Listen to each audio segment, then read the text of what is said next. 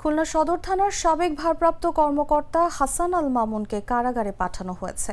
রোববার খুলনা মহানগর দায়রা জজ মোহাম্মদ শরীফ হোসেন হায়দার জামিন আবেদন নামঞ্জুর করে তাকে কারাগারে পাঠানোর নির্দেশ দেন। মামলাটির বাদী খুলনা মহানগর বিএনপির সাবেক সাংগঠনিক সম্পাদক ফখরুল আলম। ওই মামলায় আত্মসমর্পণ করে জামিন আবেদন করেন হাসান আল মামুন। বিষয়টি নিশ্চিত করেছেন মহানগর দায়রা জজ আদালতের সরকারি কৌঁসুলি AKM শহীদুল আলম। তিনি জানান, মামলাটিতে উচ্চ আদালতের জামিনে ছিলেন Hasan Al Mamun.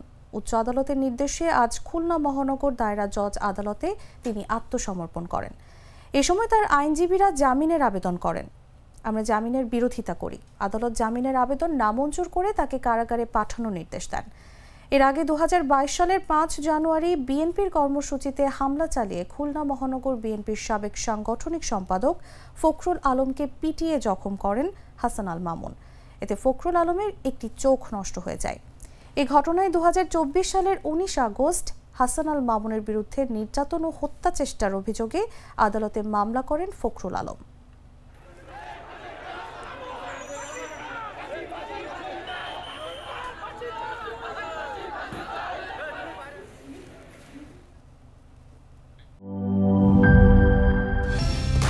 Colour expert, George sap এবং মাইল্ড অন হ্যান্ডস টেকনোলজি সমৃদ্ধ অরিক্স ক্রিস্টাল ওয়াশ আপনার লন্ড্রি এক্সপার্ট।